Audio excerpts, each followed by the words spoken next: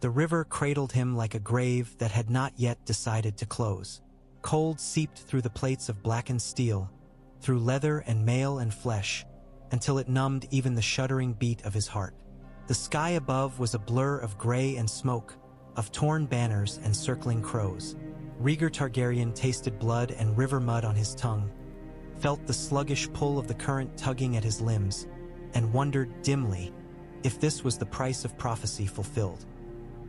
He could still feel the echo of the hammer blow that had shattered his breastplate and driven him from the saddle. Robert Baratheon's roar, as raw and furious as a wounded bull, rang in the hollow of his skull. Rubies had burst from his armor, scattering across the ford like spilled hearts. Men had screamed his name, some in terror, some in triumph. Then water and darkness, and the long, cold silence. It was not silent now. The river whispered, armor clattered nearby. Someone was shouting for torches, for ropes, for the Kingsguard. Somewhere above him, a horse screamed, its death cry choked off by steel. Rhaegar tried to move and found his body leaden, his limbs unresponsive. He had the strange sense of being both within his body and outside it, watching from a distance as the river tried to claim him. So this is it, he thought in the slow, distant way of the half-drowned. No Summerhall, no second chance. The prince that was promised, swallowed by a common river. Silver flashed above him. A dark shape crashed into the water. Strong hands seized his cuirass, fingers finding purchase in the torn edges where the hammer had bitten through. His head broke the surface with a violent jerk, and air, painfully raw, tore into his lungs. He coughed up water and blood, vision swimming. "Hold him!" a voice commanded, crisp and familiar. "By the seven Oswell, if you let him slip, I'll cut your hands off myself." Arthur Dayne. The name came to him before the face. The tall, pale figure looming over him as he was dragged to the shallows. The dawn-bright sword sheathed for once, the white of his cloak streaked with mud and gore. Ser Arthur's gauntlet hands gripped Rhaegar's shoulders as they hauled him up onto the pebbled bank, laying him among the dead and dying. The world spun. Rhaegar stared at the sky, at the slow drift of ash and crows, and tried to understand why he could still see it. "I struck him down," someone was saying, the words distant, muffled by the roar in his ears. "I saw him fall. No man lives through that." Robert, Rhaegar thought. But when his eyes rolled sideways, he saw only shadows moving beyond the curtain of smoke and steel. Men in antlered helms, their faces streaked with sweat and blood. The thunder of the Stormlord's presence was no longer near. The battle had moved on without him. "You should not be alive," Arthur murmured, bending close. There was no awe in his tone, only grim assessment and a flicker of something like anger. "Seven save us all, you stubborn fool." Rhaegar tried to speak. Only a wet rasp escaped him. Ser Oswell knelt at his other side, fingers working at the buckles of his shattered breastplate. "Prince Rhaegar," Oswell said, the formality frayed by panic. "Can you hear me?" He blinked slowly, felt his tongue move against broken teeth. "I hear you," he managed, the words scraping like stone. "Who won?" Arthur's eyes flicked toward the river, toward the field beyond, where the sounds of dying men still echoed. The banners that had once flown so proud, Black Dragon, Crowned Stag, Direwolf of Grey, were limp in the evening wind. "No one has won yet," Arthur said. "Not while you still draw breath." Rhaegar closed his eyes. For an instant he saw not the Trident, but Summerhall in flames, his father's face twisting with madness. Lyanna Stark's tears soaked into a bed of blue roses. A child's wail echoed through the visions, sharp as a sword drawn in the dark. Not yet, he thought. Not like this. The Kingsguard labored over him with the desperate efficiency of soldiers who had seen too many men die to be gentle. Oswell's fingers were clumsy with cold as he pried free plates and buckles, muttering half-prayers under his breath. Each piece of armor that came away left Rhaegar feeling strangely lighter, as though parts of his former self were being peeled off and cast aside with the ruined steel. "Ribs are cracked," Oswell said. pressing his hand carefully against Rhaegar's side. Rhaegar grunted despite himself. Likely more than a few. He'll drown in his own blood if we don't move him. Arthur did not look at Oswell. His gaze was fixed on the ford, on the shifting lines of men as the rebels pressed forward, shouting Robert Baratheon's name. Farther back, under the banner of the dire wolf, Eddard Stark was fighting grimly, sword rising and falling with the inexorable rhythm of duty. The tide of spears and shields rolled around the Kingsguard like water around stone. "They think he is dead," Oswell whispered. "Look at them, Arthur. They think they've slain the dragon." "They will be right if we do not act," Arthur replied. His tone was calm, but there was an edge to it, the honed certainty of a man who had already begun measuring distances and chances. "Luwin is gone. Jon is half a world away. It falls to us." Rhaegar's vision rippled, then narrowed. He caught fragments. The glint of sunlight on a mailed fist, the broken haft of a standard sinking into the mud, a dead boy clutching a stag banner in stiffened hands. The air stank of iron and offal, of fear and sweat and churned earth. "Arthur," he rasped, struggling to lift his head. Pain flared in his chest like white fire. "My father, King's Landing." Arthur's hand pressed gently, insistently against his shoulder, pinning him back. "Later, my prince. For now there is only this: you must live." "Why?"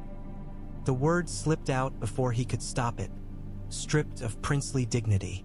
It was not the question of a king in waiting, but of a man who had seen his prophecies collide with the brutal weight of reality. Arthur's eyes softened, just for a heartbeat. "Because if you die here, all that remains is your father's madness and Robert Baratheon's rage. Because the realm deserves better than a crown soaked only in blood." Oswell glanced between them, jaw tightening. "We cannot carry him far. Not through this. Look at the field, Arthur. We are a handful of knights in a sea of rebels." "Not far," Arthur agreed. "Only far enough." The sword of the morning rose to his feet, casting a long, pale shadow over the prince. He looked once more to the banners, to the distant shape of the man in stag antlers swinging his warhammer with savage abandon. Robert was too far to see them as anything but another knot of struggling men in the chaos. "No man will remember every corpse on this riverbank," Arthur said quietly. "Let them remember one more than there truly was." He turned to Oswell, the decision already made in his face. "Find me a cloak, a helm, something with a dragon on it that still holds together. We'll dress another corpse in his armor, leave the rubies scattered, and let the stories do the rest." Oswell swallowed. "You would have them believe." "I would have them believe he is dead," Arthur cut in. "For as long as it takes." Rhaegar tried to protest, but his breath hitched and dissolved into a coughing fit that left him trembling. Blood flecked his lips. The world blurred again, the edges dissolving into mist. The prince that was promised, he thought, as darkness lapped at his vision. Promised to whom? He did not hear Oswell's answer. He did not see the corpse they chose. A fallen knight of the Kingsguard whose face had been ruined by a hammer blow, whose hair was dark but close enough when matted with blood. He did not see them fasten his sundered breastplate over that still chest, or arrange him in the shallows where the river lapped at his ruined armor and rubies gleamed like fresh wounds.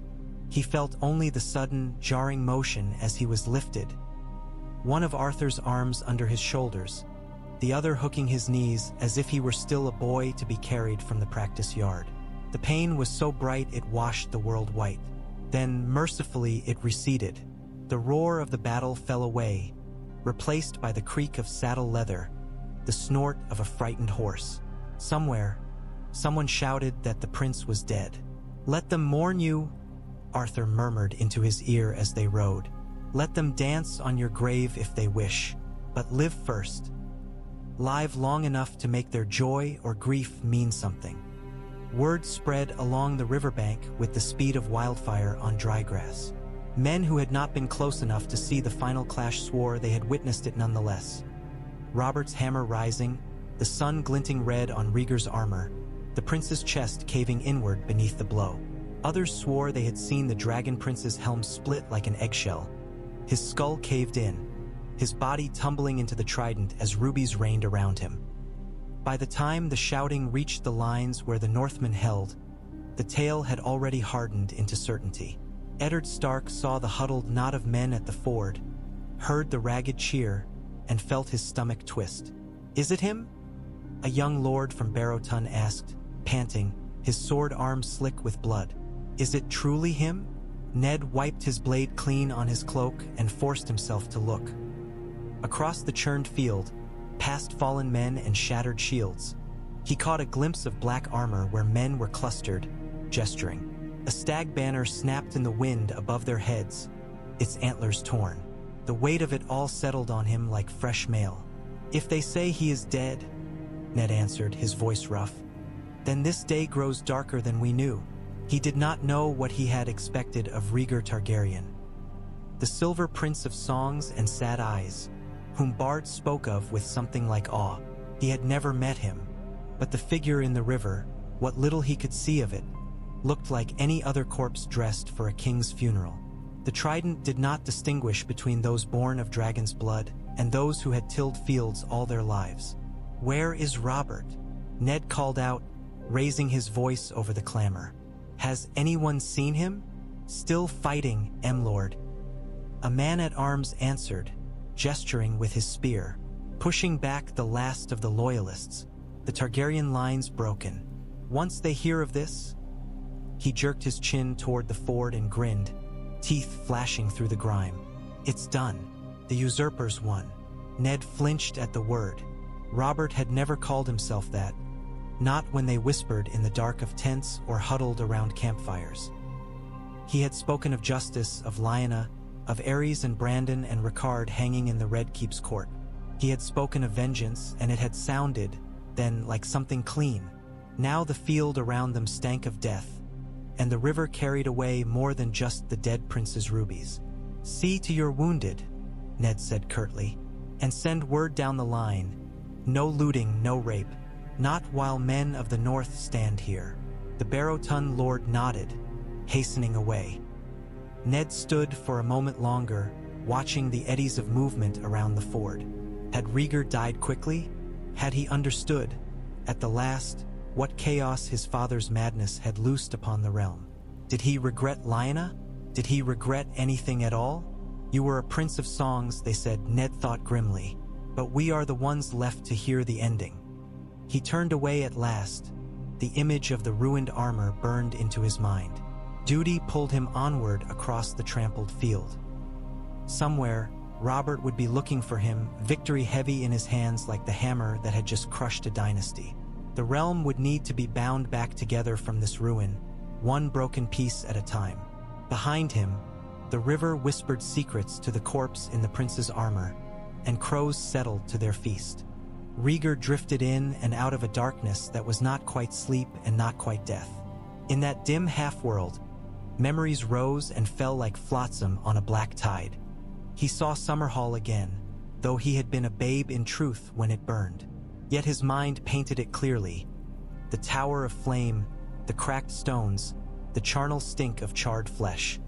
His father's voice, younger then, crying out in grief for a dream turned to ash. A child's hand reached for his, though no such hand had been there. "You will fix it," the phantom whispered, its voice like Lyanna's and yet not. "You will make it right." The vision shifted. He stood in the great hall of the Red Keep, candlelight sliding over dragon-carved pillars. Aerys II Targaryen sat upon the Iron Throne, skin stretched taut over his face, fingers twitching against the rusted blades. "Burn them all," his father hissed, yellowed eyes too bright. "They will love you if they fear you.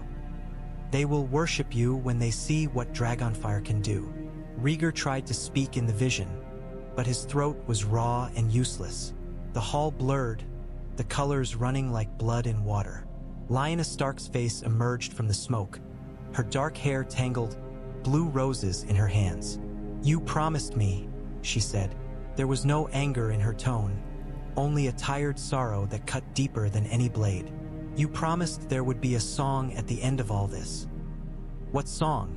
He wanted to ask, but the words drowned in another rush of darkness. Hands touched him in that blackness, cool, steady hands, smelling of herbs and horse sweat.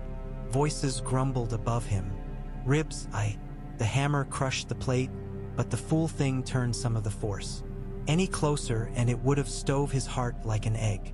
A rough, Riverland's accent, matter of fact. Will he live?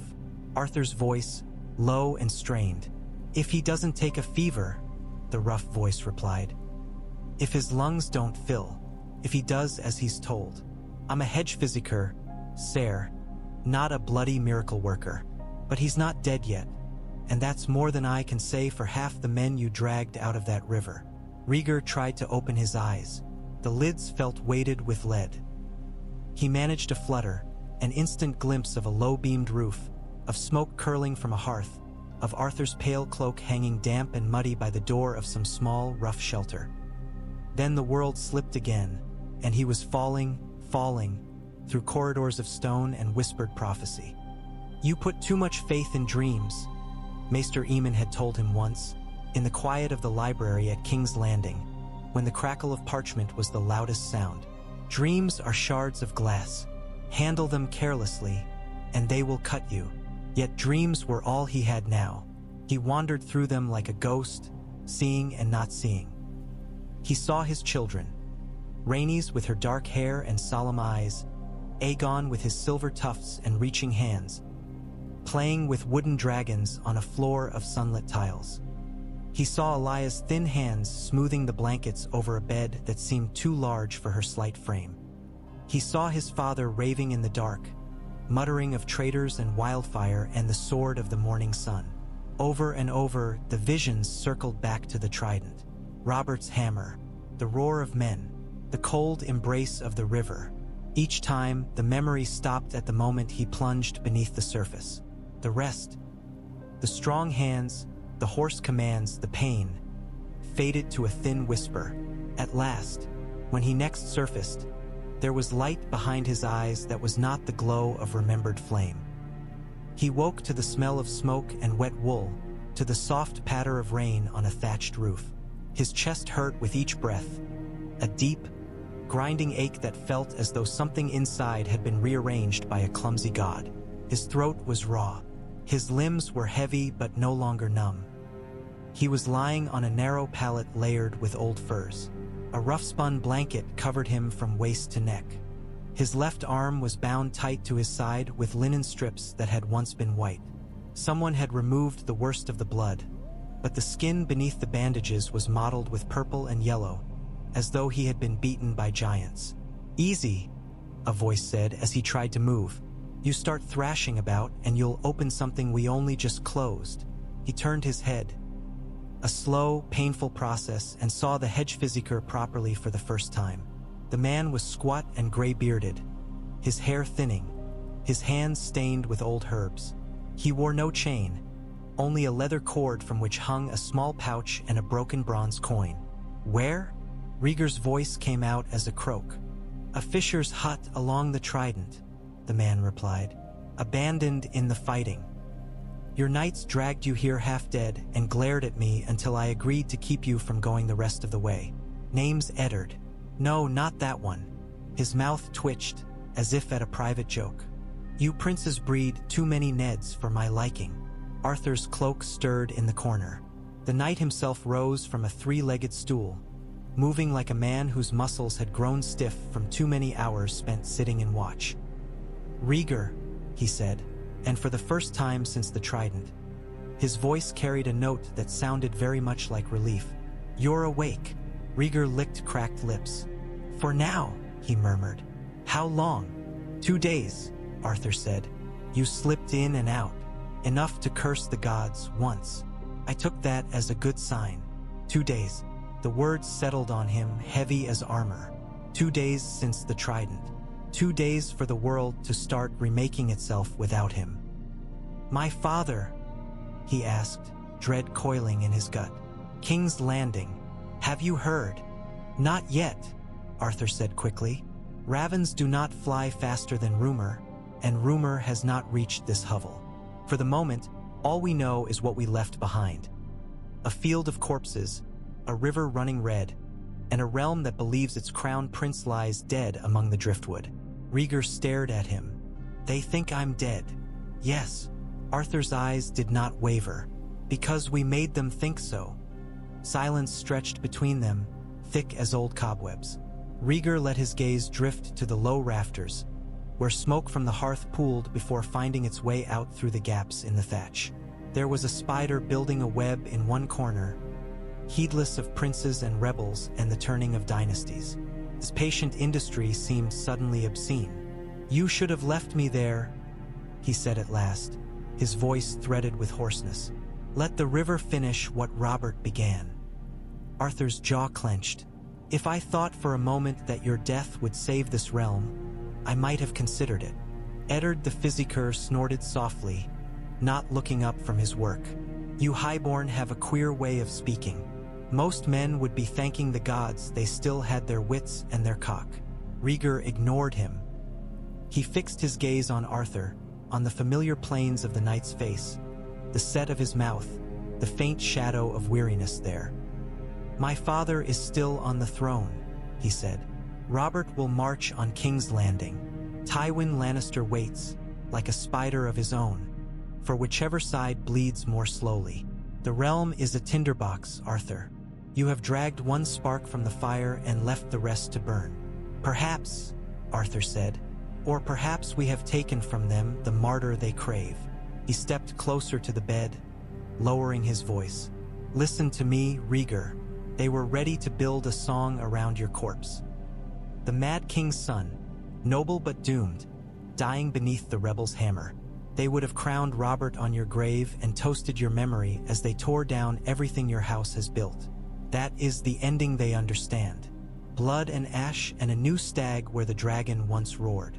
And instead," Rhaegar asked, feeling the weight of every breath, "what ending do you see?" Arthur hesitated. It was brief, but Rhaegar saw it. The moment when the sword of the morning, who had stepped unflinching into 10,000 battles, faltered before the shape of the future. "I see a realm with no good choices," Arthur admitted. "Aerys will not yield. Robert will not stop. The lords are tired of fire and fear. They are ready to follow strength, but they fear madness more than weakness now." He met Rhaegar's gaze steadily. "I see one man who might yet stand between them and the worst of what is coming, if he has the will." Rhaegar closed his eyes. Pain pulsed with his heartbeat. Their words felt like stones dropped into deep water, sending ripples through thoughts already frayed by fever. He had not expected to live past the Trident. Some part of him had gone to that field prepared to die, to let his blood pay for some measure of what had been done in his name and in his father's. He had believed, had needed to believe, that prophecy would make sense of it all. Now, stripped of armor and certainty, lying in a hut that smelled of fish and damp wool, he saw the truth as plainly as if Arthur had drawn dawn and laid it across his throat. There was no destiny waiting to pluck him from the river and set him on a throne of light. There was only the long, hard road of choice. "Does Luwin live?" he asked, because he could not bring himself to ask of others yet. Arthur's mouth tightened. "No. He fell buying time for our retreat." Rhaegar took that blow without flinching. Tywin Martell had been more than a Kingsguard. He had been a bridge between Dornish pride and Targaryen duty, between his own wife's brittle dignity and the court's cruel whispers. The loss of him rang like a struck bell. "And Jon?" Rhaegar asked. "Jon Cunnington?" "In exile," Arthur said. "Half a world away. If he knew you still lived, he would race dragons themselves to reach you. For now, we must make do without him." Rhaegar swallowed. It hurt. "And Elia, my children, safe on Dragonstone," Arthur said. "As safe as anyone can be while Aerys still reigns." It should have comforted him more than it did. He pictured Elia on that storm-lashed island, her frail body wrapped in silks that did little to keep out the chill, their children clinging to her skirts. He had left them there with promises that this would all be for them, that one day they would inherit a realm made new. What have I given them instead? A broken father, a burning kingdom, a name that half the realm spits like a curse. He opened his eyes and found Arthur still watching him. The sword of the morning's gaze was steady, but there was an appeal in it now, unspoken but unmistakable. "You would have me move against my father," Rhaegar said quietly. Arthur did not look away.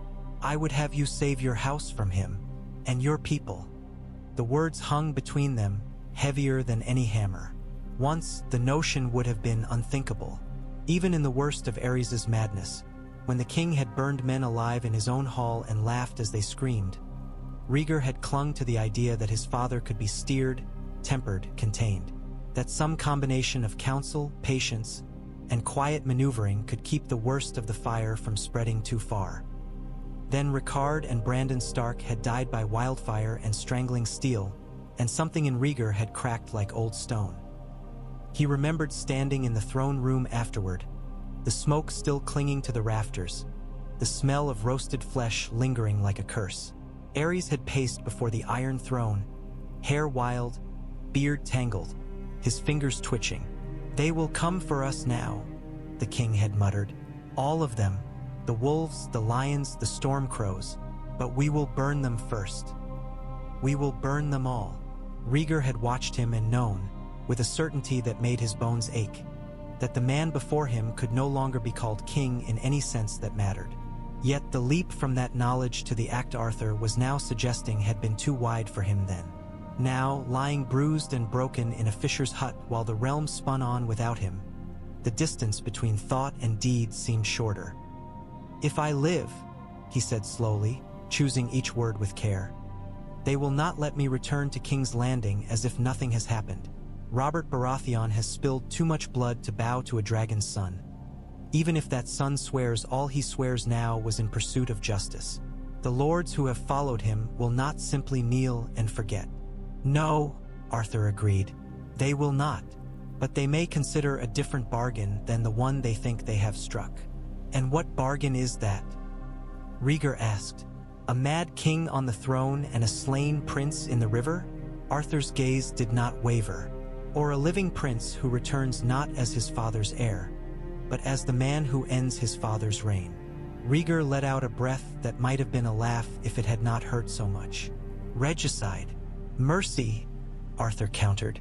"If the raven that reaches King's Landing tells Aerys that you are dead, what will he do? He will see traitors in every shadow. He will strew the city with wildfire. He will lash out at Elia and the children, at any he thinks failed to protect you. The rebellion will hear of your death and sharpen their knives further. Tywin Lannister will watch and wait until he can choose the winning side with minimal risk." Arthur leaned in, lowering his voice until even Eddard the Physiker could not clearly hear. "You know him better than any man alive, Rhaegar. Tell me I am wrong." Rhaegar closed his eyes. He saw his father's hands, thin and stained, clutching the arms of the Iron Throne. He heard the whine in Aerys' voice as he spoke of traitors and conspirators, of burning cities and laughing enemies. He saw, in his mind's eye, a vision of King's Landing lit not by torches and lanterns but by green fire roaring up from beneath the streets. "You are not wrong," he whispered. "Then the choice is not between loyalty and treason," Arthur said.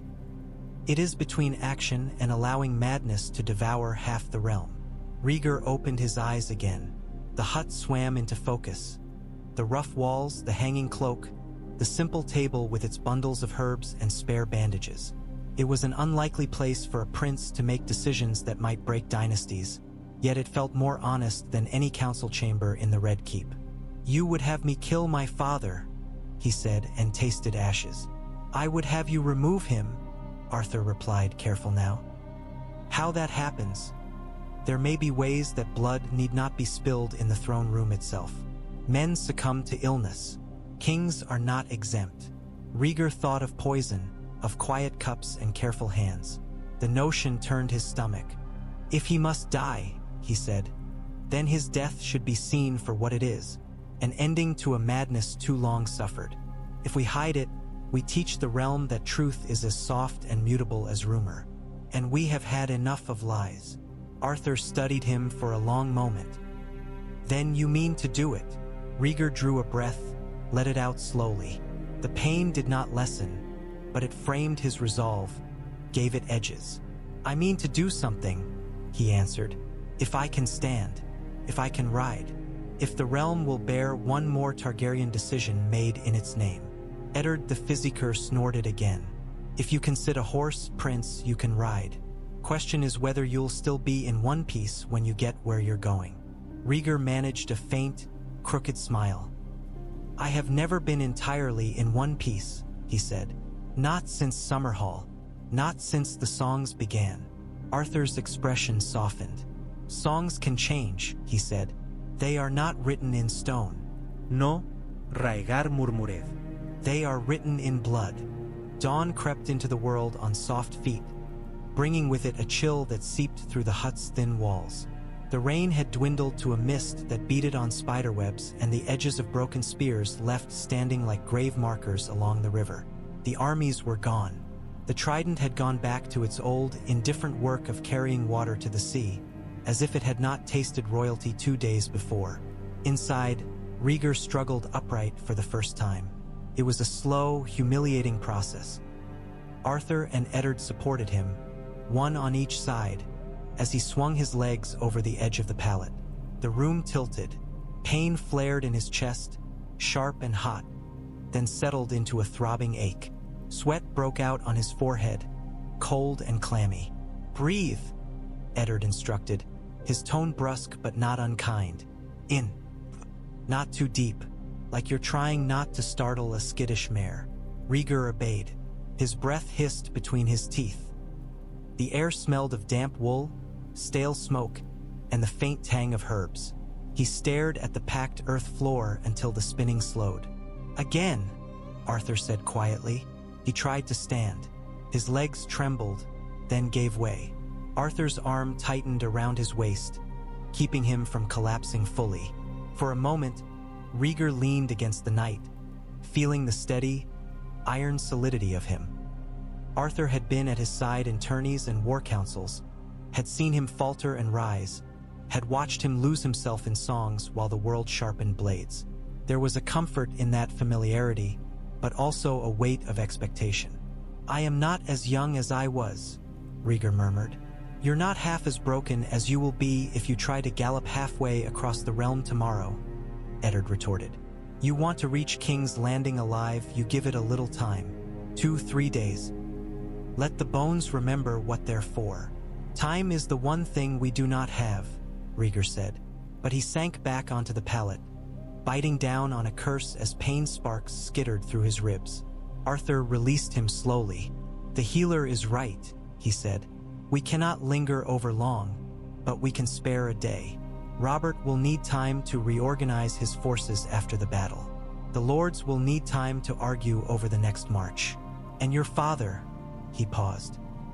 "Your father will spend that time stoking his own terror. The raven from the Trident will not reach him any faster than we can if we ride hard." Rhaegar considered this. Strategy had never been his favorite kind of game. He preferred the clean lines of prophecy, of music, of tales that moved with undeniable momentum toward an ending. But the world had rarely respected his preferences. "What of the realm?" he asked. "If they believe me dead, who speaks for House Targaryen while I ride to tear its heart from its breast?" Arthur's expression shifted. "There may be others who will step forward. Varys, perhaps, some of the old loyalists, but they will not hold the realm together long. That is why you must act quickly. Once the truth emerges that you live, that you have taken your father's place by your own will, the lords will reassess. Some will call you kinslayer, others will call you savior. Enough may decide they prefer a sane dragon to a mad one, and to a stag drunk on victory." Rhaegar rubbed at his eyes with the heel of his hand, suddenly weary beyond measure. "You speak as if it were all so simple." Arthur's smile was thin. "Nothing about this is simple, but complexity does not excuse inaction." "Spoken like a man who has never doubted," Rhaegar said. Arthur looked away then, toward the small, smoke-stained window where morning light seeped through. "You are wrong," he said quietly. "I have doubted many things. I have doubted the honor of kings, the wisdom of lords, the justice of causes. I have doubted myself more often than I care to admit, but I have not doubted you, Rhaegar. Not until you started doubting yourself." The words struck with unexpected force. For a moment, Rhaegar could not answer. He had been many things in his own mind. Prophecy's vessel, a disappointed son, a flawed husband, a man out of step with a brutal age. To be, in someone else's eyes, the hinge upon which a realm might turn. It was both a burden and a strange kind of grace. At last, he nodded. It was a small motion, but it carried the weight of oath. "Very well," he said. "Help me stand. Help me learn to move in this new body that death has nearly claimed. Then we ride for King's Landing, and I will see what kind of king I can be when every song has been stripped away." They spent the day teaching his body to remember itself. It was an absurd education for a man who had once tilted in tourneys and led armies. Every small triumph felt both hollow and necessary. The first time he stood without swaying, the first step he took without clutching at Arthur's arm, the first breath he drew that did not drag sharp pain across his ribs like broken glass. Sweat soaked his linen shirt. His hair hung lank and wild around his face. His dignity had been left somewhere in the river, scattered among the rubies. Yet with each motion, something inside him settled into place that had nothing to do with bone or sinew. He felt the old patterns, the habits of a lifetime spent moving through courts and councils with deliberate grace, fall away, leaving raw intent behind. When his legs trembled too hard to support him any longer, Arthur guided him back to the pallet. Eddard pressed a bitter drink to his lips, and he choked it down, grimacing. "What is this?" Rhaegar asked. "Willow bark. Poppy," Eddard said, "and a little something for strength. You'd spit it out if I told you." Rhaegar let the taste linger on his tongue, oddly grateful for its harshness. It reminded him he was still here to taste anything at all. "You'll sleep now," Eddard said. "Let the bones knit. Tomorrow we see whether you can sit a saddle without falling on your royal arse." Arthur chuckled softly, the sound brief and unfamiliar in the cramped hut. "Do as the man says, Rhaegar. Even dragons must rest." As sleep crept in, softer and shallower than the blackness that had held him before, Rhaegar's thoughts drifted. Not to prophecy this time, nor to the blazing images of Summerhall or the Iron Throne, but to softer things. To Aegon's small hand tangled in his hair, to Rhaenys singing to her dolls, to Elia humming under her breath as she watched them play, her dark eyes shadowed but tender. They are why, he thought as the world blurred. Not for a song, not for a prophecy, for them, for all the children who will inherit whatever is left when we are done. He did not dream of fire that night. Across the realm, the news of his death unfurled like a dark banner. In the Stormlands, Robert Baratheon sat in a lord's commandeered hall, his warhammer leaning against the table, a flagon of wine within easy reach. His knuckles were raw and bruised. Blood had dried in the creases of his hands. The raven from the Trident had come and gone, leaving only the echo of its message. "He's dead then," Robert said, staring at nothing. "Good, good." But there was no joy in his voice, only a hoarse exhaustion. Eddard Stark stood nearby, cloak still stained from the field, watching his friend's face as one might watch a storm cloud, gauging its mood. "You slew him," Ned said quietly. "You broke him in the ford. It's done." Robert's mouth twisted. "Done, is it? Tell that to Jon Arryn, who's still holding the Aerie together by sheer bloody stubbornness. Tell it to the men we left on that field. Tell it to Lyanna's shade if you know how." Ned's throat worked. "Lyanna, don't." The word came out like a blow. Robert seized his flagon and drank deep. Wine spilled down his chin, mingling with the grime. "He stole her, and now he's dead, and I should feel, I don't know, vindicated, free. Instead, all I can think is that I never had the chance to put my sword through his gut myself. Look him in the eye while I did it." "You did," Ned said. "You looked him in the eye when your hammer struck." Robert's laugh was short and ugly. "I saw a man in black armor, Stark. A fool in rubies who thought prophecy would save him from good steel. I don't know if I saw the man who took Lyanna. Maybe there was no man. Maybe there was only the prince they made of him in all those songs, and I killed that instead." He slammed the flagon down. Wine sloshed. Dead or not, he's cleared the path. Aerys is all that's left now. Him and whatever scheming bastards still cling to his skirts. Once I have that throne, I'll burn every last dragon banner in the realm. No more Targaryens. No more Mad Kings. Ned said nothing. He thought of the corpse in the ford, of the rubies glinting in the shallows. He thought of the stories already taking shape in the soldiers' mouths. Rhaegar the abductor, Rhaegar the mad prince, Rhaegar the noble foe, depending on who spoke. The truth was already dissolving, as it always did, into the version men found easiest to live with. If he had known, then, that the man they spoke of still breathed in a forgotten hut by the Trident, the choice before him might have looked very different. But he did not know.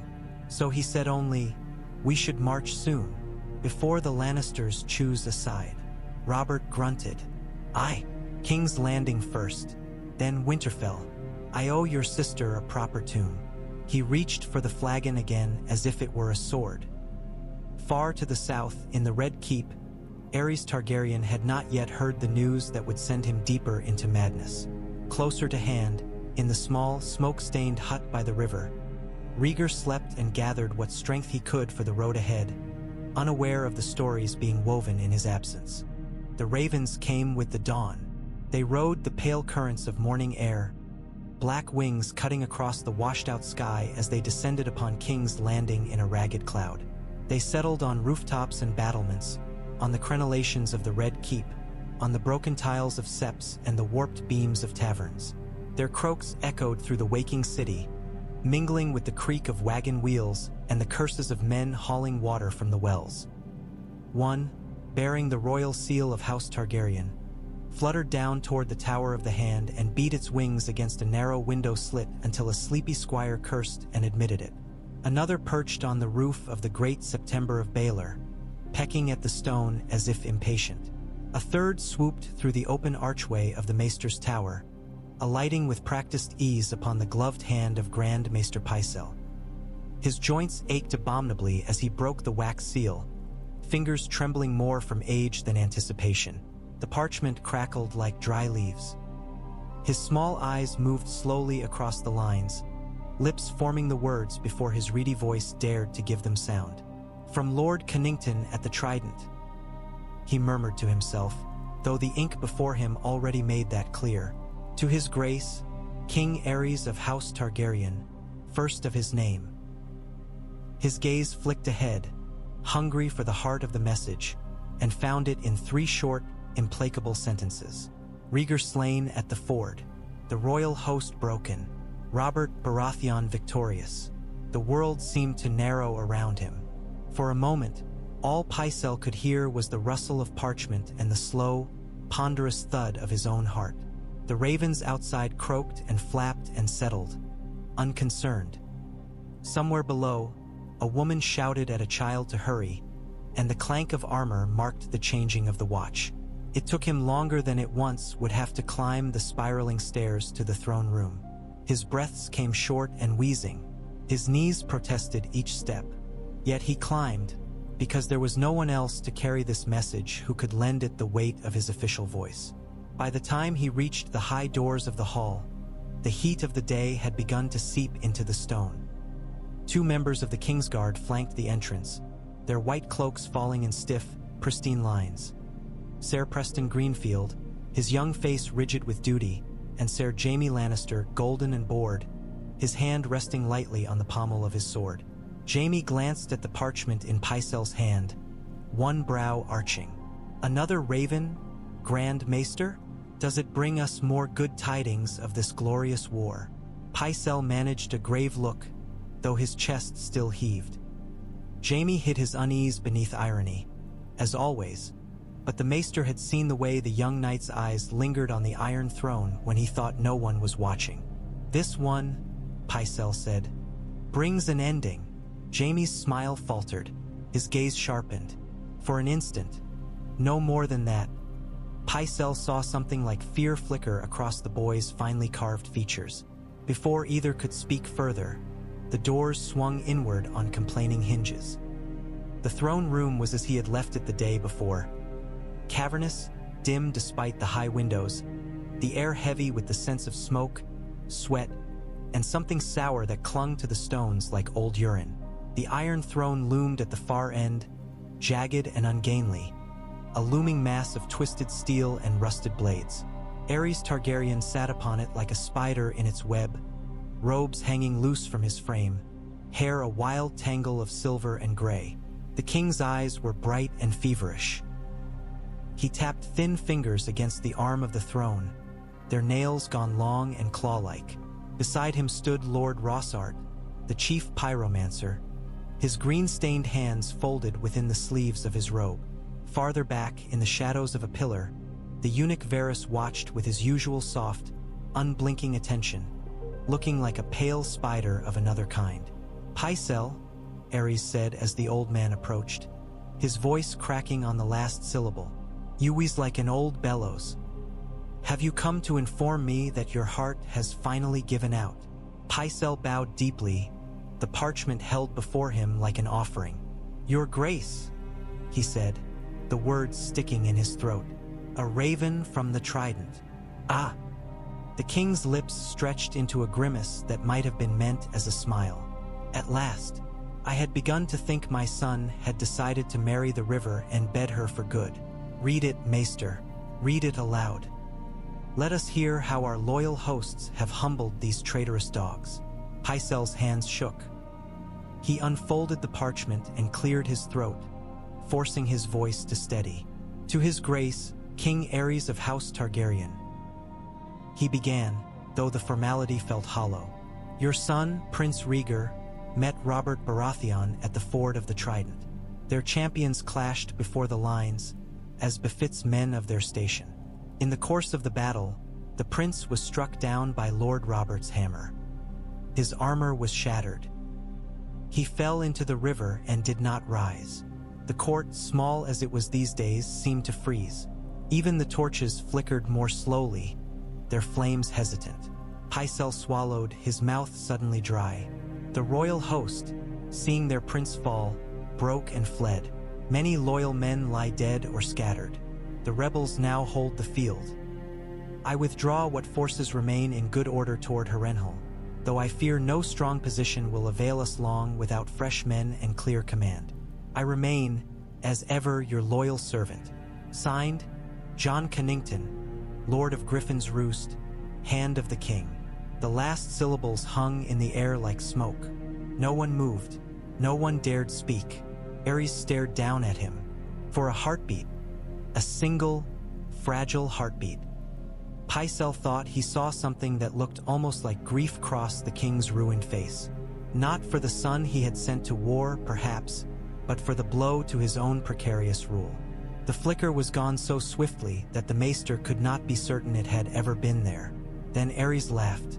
It was a thin, high sound, sharp as broken glass. It scraped along the walls of the hall, the echo chasing itself around the vaulted ceiling like a mad thing. "Dead?" the king said, the word bubbling out through his laughter. "Dead. The prince is dead.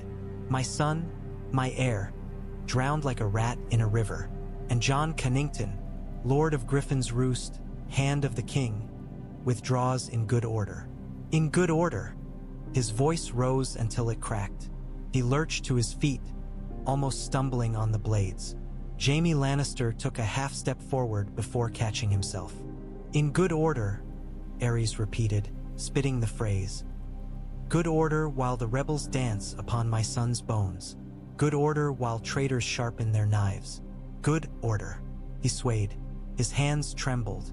For a moment, the madness seemed to thin, and Pycelle glimpsed the weary, frightened man beneath, the one who had watched half his family die at Summerhall, who had seen shadows of fire in every corner since. Then his eyes hardened again, and Pycelle knew the moment for mercy, if it had ever existed, had passed. "They will come for me now," Aerys said. "You think I do not see it? You think I have forgotten what they did to my grandsire? To my father? They will come with pretty words and banners and talk of peace.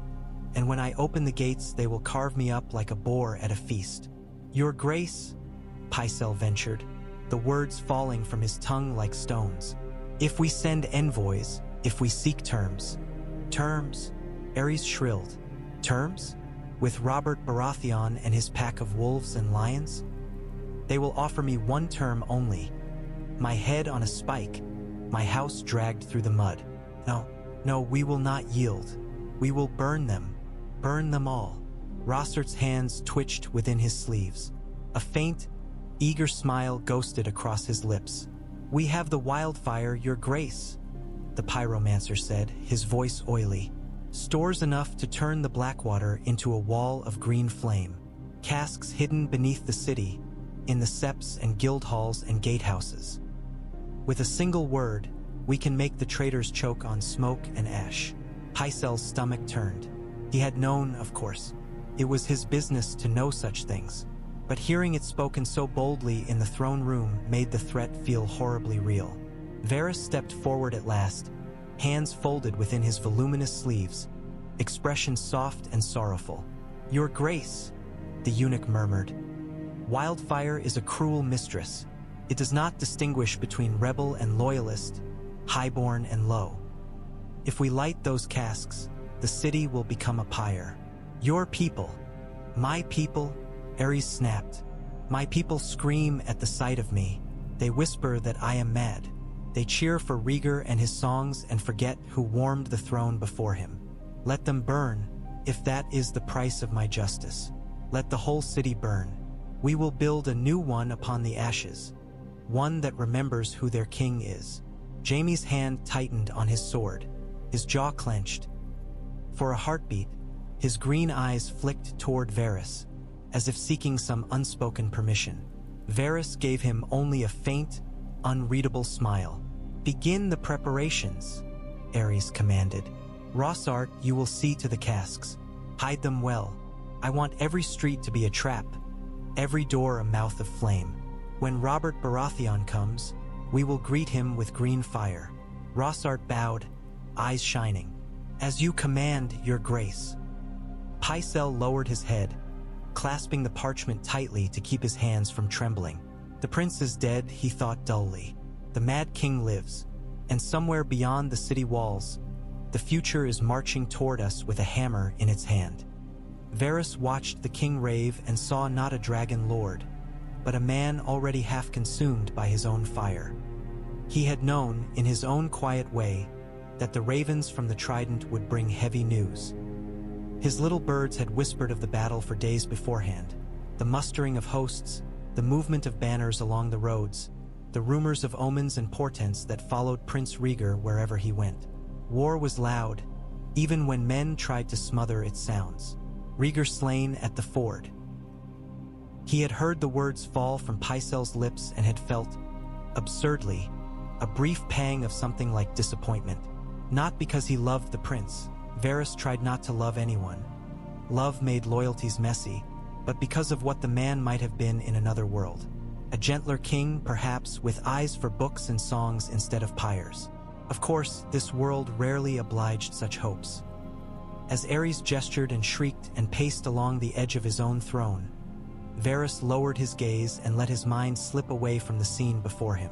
He saw, instead, lines on a board, houses, banners, strengths and weaknesses, pieces moving. The prince is dead, the rebels victorious. Robert Baratheon marches south with half the realm at his back. Tywin Lannister waits, golden and patient, with the other half. The king hoards wildfire beneath his own city and calls it salvation. A kingdom at a crossroads indeed. When the audience was finally dismissed, he glided from the throne room on soft soles, his face composed.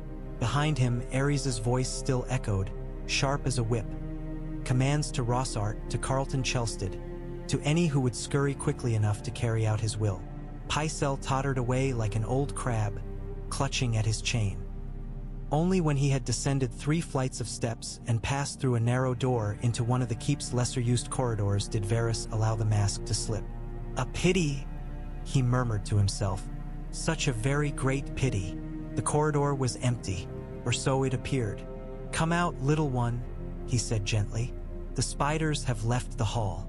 It is safe to speak." From behind a cracked tapestry, a small figure emerged. A girl no more than 8, her hair shorn close to her skull, eyes too big for her face. She moved like a shadow, quiet and wary. "Well?" Varys asked, keeping his tone mild. "You were near the Maester's tower when the ravens came. Did you hear anything our dear Grand Maester did not think to share?" The girl nodded, fingers twisting in the hem of her threadbare tunic. "There were other letters, my lord," she whispered. "Not just the one for the king. One with the hand seal, but it went not to his grace. It went to the Tower of the Hand, to Lord Chelstead." Varys's brows rose slightly. "Did it now? How interesting. And did our good hand of the king see fit to share his own thoughts with Chelstead, separate from the king's ears?" I could not read the words," the girl admitted, cheeks darkening. "But I saw Lord Chelstead's face when he opened it. He went white, then red. He shouted for his squire. Said he must see the king at once before—" She swallowed. "Before the lions heard the news." The lions. Tywin Lannister, still at Casterly Rock, counting his debts. Varys tapped a finger lightly against his chin, considering. Connington, even in defeat, was not a fool. He would know Tywin's eyes were on the Trident as keenly as any man's. If he had written separately to Chelstead, there might be counsel there that Aerys would not heed. Warnings about the Lannisters, perhaps, or pleas for some manner of sane response. If so, it seemed the hand's last sensible act had already been swallowed by madness. "And the prince's body?" Varys asked softly. "Did the ravens speak of it?" The girl bit her lip. "Only that he fell into the river, my lord, that he did not rise." "But—" "Yes," Varys coaxed. "One of the other ravens," she said, "came from Lord Mutton at Maidenpool. It said that men along the river have been searching the shallows for rubies. They say the prince's breastplate scattered them, and that peasants have pried them from the mud with their own hands. Lord Mutton writes that there are tales of a body in armor, but that it was hard to tell whose face lay beneath, what with the—" She swallowed. "The hammer." Varys's eyes narrowed, just a fraction. "Hard to tell whose face," he repeated. The girl nodded, eyes wide. "The ravens said—" "It said there might be no way to prove beyond doubt that it was the prince. But the tale has gone out. They are already singing it in the taverns. Robert's great blow. The rubies in the river." Songs were powerful things. They shaped the way men remembered events long after the last corpse had rotted. If the realm had decided that Rhaegar was dead, then in some ways it hardly mattered whether his body lay in the Trident's embrace or not. All the same, Varys felt a small prickle along the back of his neck. A whisper of possibility. Of risk. "Thank you, child," he said. "You have done well. Go now. Find a bite to eat. Tell the cooks I have given you leave to raid their scraps." She bobbed a clumsy curtsy and vanished back into the shadows, leaving him alone with his thoughts. If by some fluke of fate the prince still breathed, he would be a dangerous piece indeed. Dangerous to Aerys, dangerous to Robert, useful only to the realm if someone could coax him into becoming the one thing neither king nor rebel had yet shown themselves capable of being.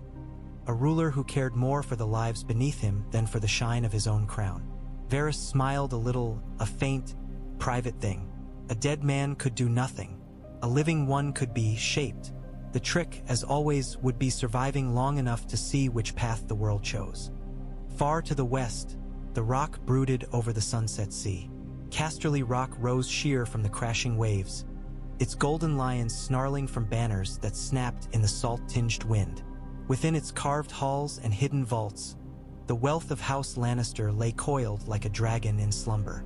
The man who ruled it sat at a long table strewn with maps and letters, his expression as calm and implacable as carved stone. Tywin Lannister read the Raven's message once. Then he read it again. Rhaegar slain at the ford, the royal host broken, Robert Baratheon victorious. He set the parchment down carefully, smoothing it upon the table with long, elegant fingers. Around him, The small council of his own household waited in tense silence. Kevin Lannister, solid and dependable, shifted his weight but did not speak. Maester Crelin watched with pale, anxious eyes, his own copy of the Raven's words clutched in his fist. At the far end of the table, his children sat like pieces in a game. Cersei, golden-haired and beautiful even in her discontent, Jaime's twin, and Tyrion, the stunted one, half a man with mismatched eyes who watched everything with a sharpness that could have cut steel. "So," Tywin said at last. His voice was soft, but it carried through the room. "The Dragon Prince is dead." Cersei's lips curled. "Good," she said. "He was weak. All his songs and his harp and his brooding. Let Robert have his head. Then he can have the rest of him." Jaime, lounging in his chair with all the careless grace of youth, shot her a sideways look. "Robert will have plenty of heads to choose from yet, sister," he drawled. "I doubt he'll start with the one in the river." Tyrion chuckled. "Oh, I don't know, brother. There's poetry in that. The man who loved songs drowning the singer and taking his kingdom for a chorus." Tywin ignored their bickering. His eyes remained fixed on the parchment, though his thoughts had already moved past the words themselves to the spaces between them. "The royal host is broken," he said. "The rebels hold the field. Our dear king, if he is not already gibbering in some corner of his hall, will soon begin to see traitors in every shadow. Jon Connington has failed him. There will be a new hand, no doubt chosen for loyalty instead of competence." He looked up, golden-green eyes cold. "The realm is dividing itself neatly, as such things always do. On one side, Robert Baratheon and his pack of wolves and falcons and trout. On the other, a mad dragon clutching his nest of wildfire." Kevin cleared his throat. "And on the rock?" Tywin leaned back in his chair. "On the rock we wait." Cersei frowned. "Wait? Father, we cannot simply sit here while the realm chooses a new king. We are Lannisters. We should be there to shape what comes." "We will shape it," Tywin said.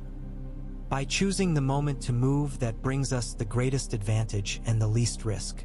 Marching blindly now would please Robert, perhaps, or Aerys, but it would not please me. And I am not in the habit of placing my house's fate in anyone else's hands." He rose, the movement smooth despite his years. He walked to the open window, looking out over the tumbling sea, the sun glinting off the waves like coins. "Aerys will recall my banners," he said. "He will write with all the urgency of a drowning man, reminding me of old favors, of old loyalties. He will forget, as he always does, that coins spent years ago cannot be counted twice. He will promise honors he can no longer bestow, threaten punishments he no longer has the power to inflict." "And Robert?" Tyrion asked. His voice held more curiosity than defiance.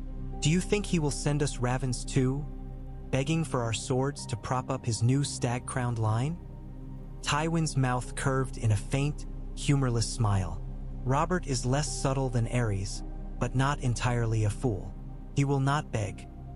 He will assume that when the dragon falls, the lions will come to feast without needing to be summoned." Jaime shifted, his golden head tilting. "Will we?" he asked. Tywin turned to look at his eldest son, and in that gaze Jaime saw not a father, but a lord of Casterly Rock measuring assets and liabilities. "That depends," Tywin said, "on whether the dragon is truly dead." "They say Robert killed him himself," Cersei interjected impatiently. "Struck him down in single combat. It's all anyone will sing of once the minstrels hear it. The last of the dragons drowned in a river of his own rubies." Tywin's expression did not change. "They sang of Rhaegar's honor and Aerys's wisdom once," he said. "Songs are a poor guide to truth." He glanced at Maester Crelin. "Send word to our men in King's Landing. I want to know precisely what is being said in the throne room. Not just what is spoken, but who stands where when it is spoken. I want to know where the wildfire is stored and who holds the keys. I want to know who feeds the ravens and who cleans their droppings." Crelin nodded hastily, quill already scratching. "And to the west," Tywin continued. "To Lord Hoster Tully, Lord Jon Arryn, Lord Robert Baratheon himself. Polite words for now. Regrets. No firm pledges. We offer condolences for the fallen and watch how keenly their eyes fix upon our signatures. Cersei's frustration simmered. And what of me? She demanded.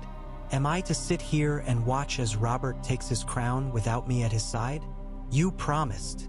I promised that you would be queen, Tywin said, cutting across her. I did not promise which man would wear the other crown. She went still, her breath catching. Tywin returned to his seat, the parchment between his fingers once more. He smoothed it again, as if it were some wild creature he might tame. Rhaegar Targaryen was a dreamer, he said quietly. He dreamed of songs and prophecies while his father burned men alive and his enemies sharpened their steel. If he is dead, he will be remembered as a tragic figure in those same songs. If he lives, he let the possibility hang. If he lives, Tyrion said, eyes gleaming, he might yet be useful, or dangerous, Kevin added. Tywin inclined his head. Most useful pieces are. He folded the parchment, not roughly but with deliberate care, and set it aside. We wait, he repeated. We watch. When the moment comes, we will not creep into the game as supplicants. We will stride into the hall already knowing who has truly won, and who merely believes he has. Outside, the sea pounded against the rock, relentless as time. In the high, airy halls of the Eyrie, the news arrived on colder winds.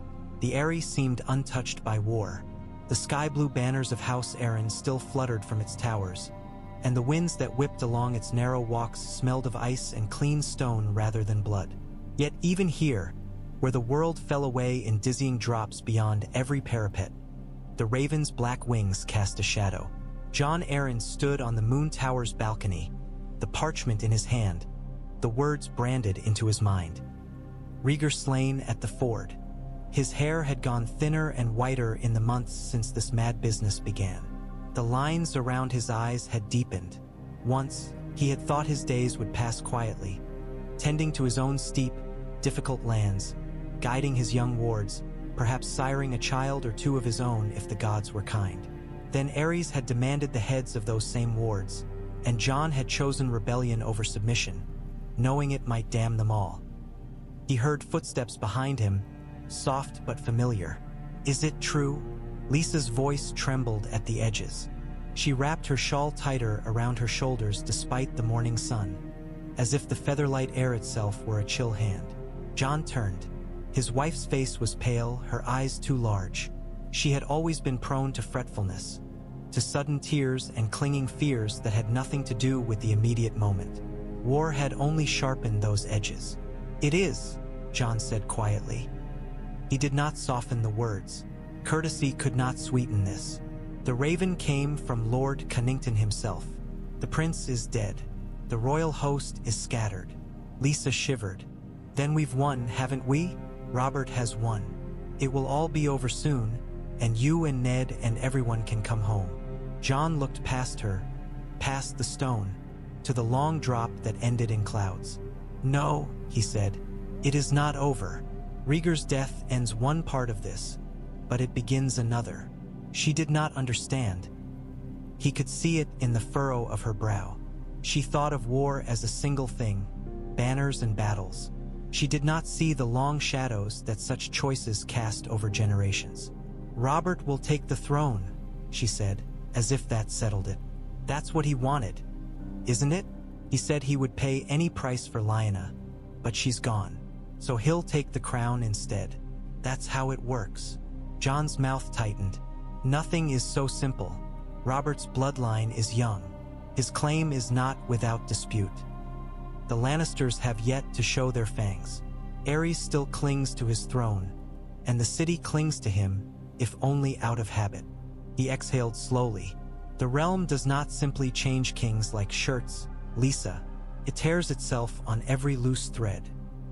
He thought of Robert as he had been at the Eyrie, laughing, exuberant, his great voice filling the halls, his ham-sized hands clapping Ned's shoulder after a boisterous ride.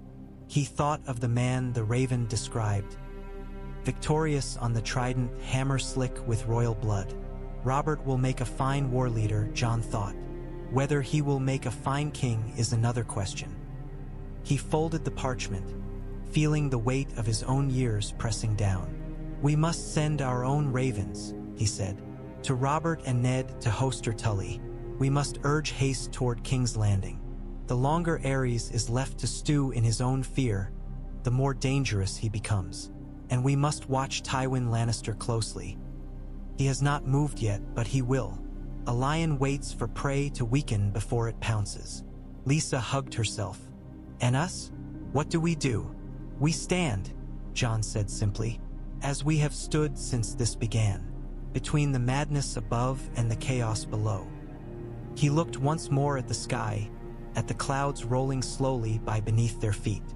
A kingdom at a crossroads. He only hoped they had chosen the right road when they raised their banners in rebellion. There was no turning back now. On Dragonstone, the sea spoke in mutters and roars. Waves battered the black cliffs, sending up plumes of white spray that glowed briefly in the weak sunlight before falling back as cold rain. The castle crouched atop the island like the fossil of some ancient beast, all carved dragons and fang-toothed gargoyles, its towers clawing at the sky. Elia Martell stood on a windswept balcony, a cloak wrapped tightly around her shoulders, and watched the horizon as if the sea itself might deliver news. The raven had come an hour ago. She held the parchment in one gloved hand.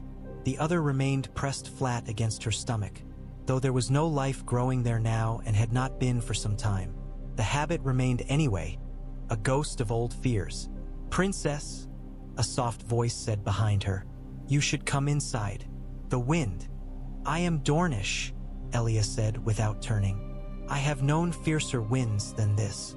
The handmaiden, anxious, freckled, loyal, fell silent. Elia focused on the line where sea met sky, a thin, uncertain blur. Rhaegar slain at the ford. The words did not fit easily into her mind. They bumped against other, older images. Rhaegar with a harp cradled in his arms. Rhaegar bending over a book. Rhaegar's distant, inward gaze fixed on something far beyond the walls around him. Rhaegar standing in this very spot, his hair whipped by the wind, speaking softly of prophecies and the song of ice and fire. She had not loved him, not at first. Their marriage had been a contract, half trade, half war, meant to bind Dorne to the Iron Throne. She had admired him in those early days, even pitied him a little. A prince with a crown of expectations and a father with madness in his eyes. Later, when her body proved fragile ground for the seeds of his line, admiration had curdled into something harder, and pity into resentment. Then he had gone to Lyanna Stark, and everything had become more complicated still. She unfolded the parchment again, though she could have recited its contents from memory by now. Rhaegar slain at the ford, the royal host broken, Robert Baratheon victorious. No mention of her, no mention of Rhaenys and Aegon, sleeping not 50 paces away. No mention of Rhaella and Viserys, who walked the drafty halls of Dragonstone like ghosts from a fading age. A footstep sounded more firmly behind her. Elia. Her name in that voice still surprised her, even after months here. Rhaella Targaryen stood in the doorway, a shawl around her shoulders, her silver hair braided simply. She looked older than Elia remembered from court, though not so much older in years. Perhaps it was the lines etched by fear, the weight of years spent as the wife of a man who alternated between indifference and cruelty. "You have read it," Rhaella said, eyes searching Elia's face. "Yes." Elia's hand tightened on the parchment. "They say he is dead." For a heartbeat, something like relief flickered across Rhaella's features. It vanished almost at once, smoothed away by propriety and grief. "He is my son," Rhaella said. "Whatever else he has done." "I know," Elia replied. "He is the father of my children." They stood in silence. Two women joined less by affection than by the fates of men who had never learned to love them properly. "What will Aerys do?" Elia asked at last. "When he hears," Rhaella's mouth thinned, "what he always does. Look for someone to blame. It will not be himself. Elia glanced toward the interior of the chamber, where her children slept in a tangle of limbs and blankets. Rhaenys muttered sometimes in her sleep, dark hair flung across the pillow, fingers curled as if grasping at something unseen. Aegon slept more peacefully still, his breath soft and even, unaware that his father might already be food for fish. If Robert has won, Elia said slowly, if he takes the throne, what future is there for us? Rhaella looked out over the sea, her gaze distant. I do not know, she admitted. In the last rebellion, they killed all but 2 of us. My father and brother died at Summerhall. Only Jaehaerys and I remained, and the crown passed to Aerys. We built a new court atop the ashes of the old, and now it crumbles in its turn. She shivered, though the wind had not grown stronger. We are no longer the only tale the realm can tell itself. Once, dragons meant order. Now they mean fire and madness. Robert Baratheon may kill us out of rage, or spare us out of some rough sense of honor. But the days when our fate shaped the world are past. Elia's fingers ached where they gripped the parchment. I refuse, she said quietly. I refuse to believe that my children's lives are only embers from your husband's old fire. Rhaella regarded her for a long moment. There was a spark in the Dornish princess that she had not seen in years at court, where Elia had been too often sick, too often overshadowed by whispers of Lyanna Stark. You are right to refuse, Rhaella said at last. If there is any future for this house, it lies not with Aerys. It lies with those who come after, with Rhaenys, with Aegon, with Viserys, with perhaps some child yet unborn. She did not say where Rhaegar fit into that list. Perhaps she could not. Elia, she added more softly now, if the worst comes, if we must flee, would you? Elia turned. Flee? Where? Dorne? Essos? Anywhere, Rhaella said. Anywhere that is not within reach of the swords that will be drawn for and against my husband. I have stayed at his side for years because that is what a queen does. But I will not see my grandchildren burned for his pride. The wind gusted, snatching at their cloaks, whipping Rhaella's hair into her face. Elia thought of Dorne's red mountains, of her brother Oberyn's irreverent smile and her brother Doran's quiet, implacable patience. She thought of stepping ashore in some free city with her children's hands in hers, a stranger among men who cared nothing for dragons. She thought of Rhaegar somewhere between river and memory. My children will live, she said. That is what I will swear here and now. Whatever king sits the Iron Throne, whatever sigil flies above it, they will live. Rhaella nodded slowly. Then we prepare for that, quietly, without panic. If Rhaegar is truly dead, the realm will be pulled between Aerys and Robert like a cloth between 2 wolves. But there are always threads that do not tear, only slide free. Far below, the waves crashed on the jagged rocks. Elia folded the parchment with careful hands and tucked it into her sleeve. If the realm was at a crossroads, she thought, then so was she. The road she chose would be paved not with songs and prophecies, but with her children's lives. On the narrow, muddy track that passed for a road along the Trident's southern bank, 2 riders moved at a steady, unhurried pace. They wore no sigils on their cloaks. Their horses were sturdy but unremarkable, the sort of mounts any middling lord's retainer might own. One of the riders sat his saddle with easy grace, despite the stiffness in his movements. The other's posture was that of a man who had known armor and weapons since boyhood and trusted his own hands more than luck. Rhaegar shifted, suppressing a wince. Every jolt of the horse's gait sent a dull ache through his ribs. His lungs still felt tight, as if the river had left some part of itself behind. But he could breathe without the pain stealing his voice now, and he could move without the world spinning around him. That was enough. Ser Arthur Dayne rode a half-length ahead, his gaze sweeping the horizon with the habitual wariness of a man who had spent too long expecting enemies behind every rise. Dawn lay sheathed at his hip, its pale hilt wrapped in cloth. The great sword drew the eye too easily. For now, they could not afford such notice. We should reach the Kingsroad by tomorrow, Arthur said without turning. From there, it is a straight line to King's Landing. A straight line, Rhaegar echoed. If only all our paths were so simple. Arthur's mouth twitched. You always did prefer the winding ones. Rhaegar let the silence stretch for a few breaths. The countryside around them bore the marks of war in subtle ways. A field left unplowed, a farmhouse door hanging open and askew, a flock of crows rising from a distant copse where something unnamed lay. Yet there were signs of ordinary life, too. A boy driving a herd of goats along a stone wall, a woman drawing water from a well, her eyes wary but still fixed on the day's tasks. They do not know, Rhaegar said quietly. To them, the prince in rubies is already a tale for the tavern, not a man riding past their fields in plain cloth with broken ribs. Arthur glanced back at him. Would you have them know? Rhaegar thought of the throne room, of his father's wild laughter, of Robert's hammer, of the way the realm had always looked to the royal family as though they were a stage upon which its grandest dramas played out, while the small folk swept the floors after the actors left. No, he admitted. Not yet. Perhaps not ever if I had the choice. But I do not. Men will make songs of me whether I live or die. The only choice I have is what those songs inspire. Arthur considered him for a moment. You sound less certain of prophecy than you once did. Prophecy, Rhaegar said, is a mirror. Men look into it and see whatever they wish. Once I saw only myself there. Now I see complications.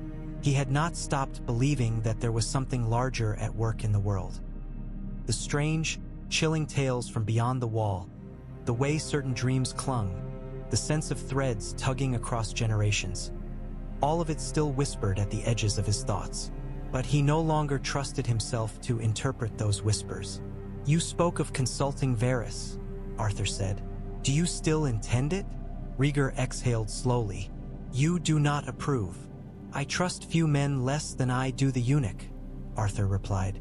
He serves the realm, or so he says. But whose vision of the realm? His own? Yours? Mine? Aerys's? Robert's? Perhaps whoever can best make use of his webs, Rhaegar suggested. Which may be us if we are careful. Arthur snorted.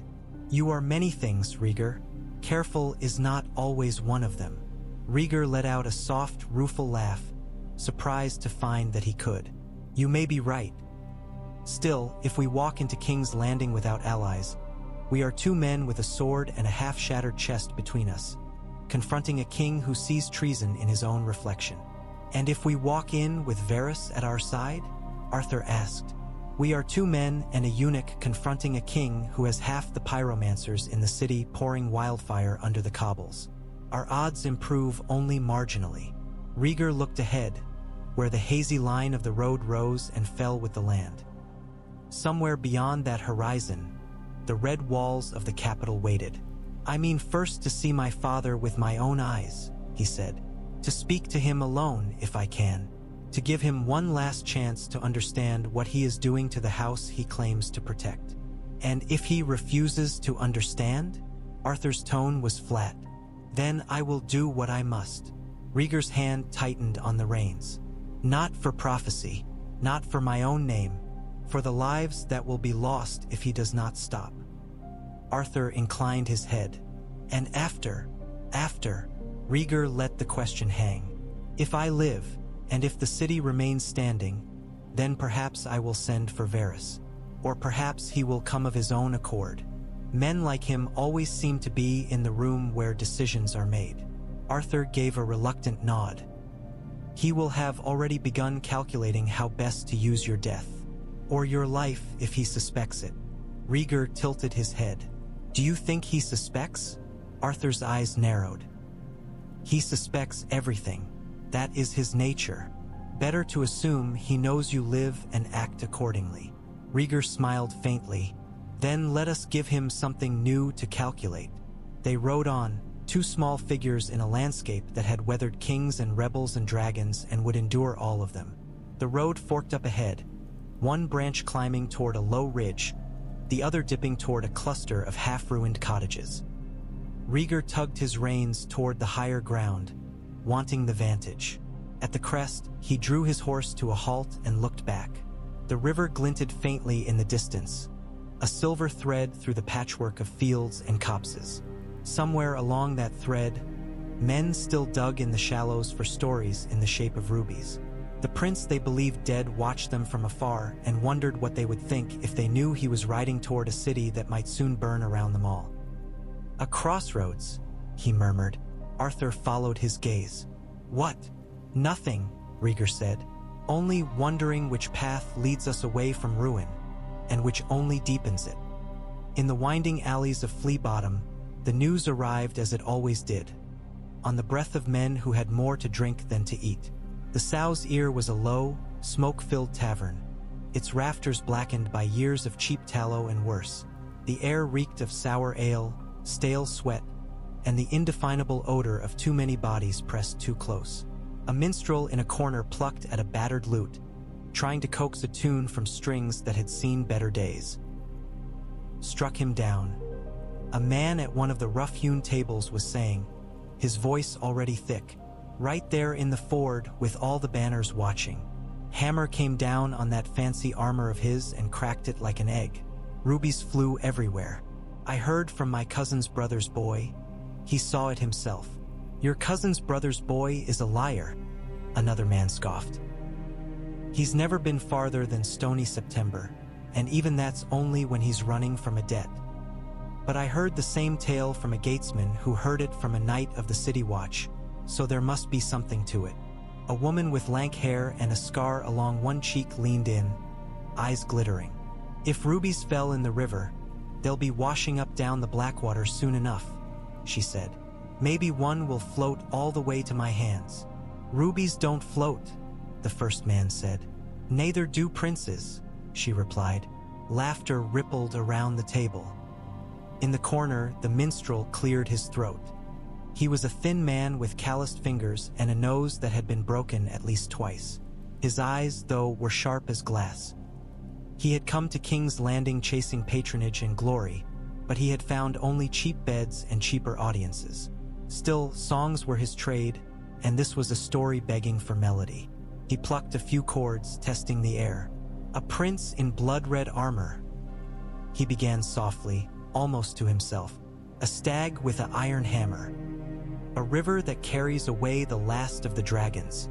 "Sing it louder," someone called. "Let's hear how the mighty fall." The minstrel obliged. His voice rose, thin but clear, weaving rhyme with rumor. The details shifted as he sang, picking up embellishments from the murmured tales that swirled around him. Rhaegar's armor became black as sin, his rubies the stolen hearts of all the maidens he had wronged. Robert's hammer grew with each verse, until it was said to be the size of an ox and forged from the blood of giants. A few faces in the crowd turned toward the song with something like unease rather than delight. An old woman with a faded dragon brooch at her throat glanced around, as if expecting royal guards to storm in at any moment and demand the singer's tongue.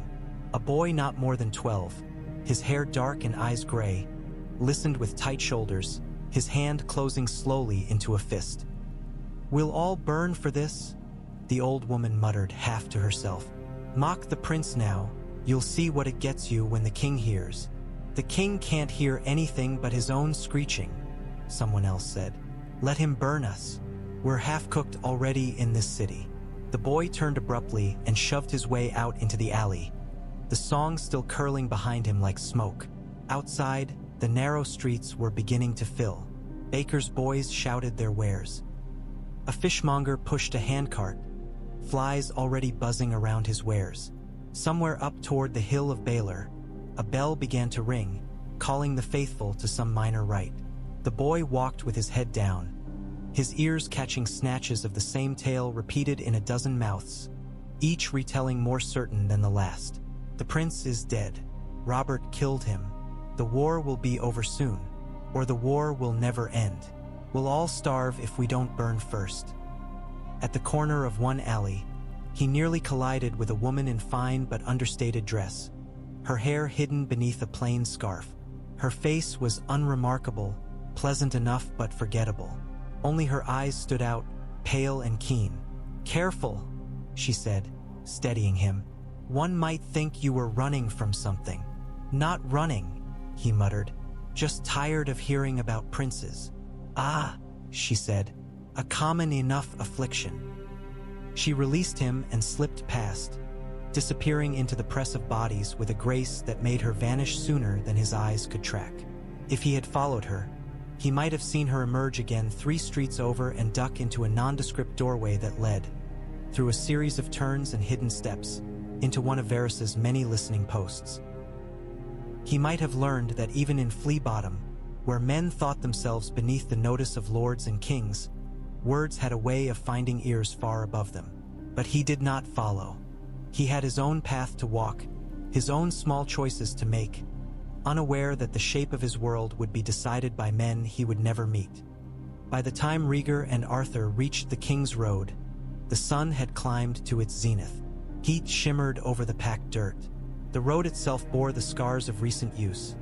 Deep ruts from wagon wheels, trampled verges where columns of men had passed, a broken spear half buried in the ditch.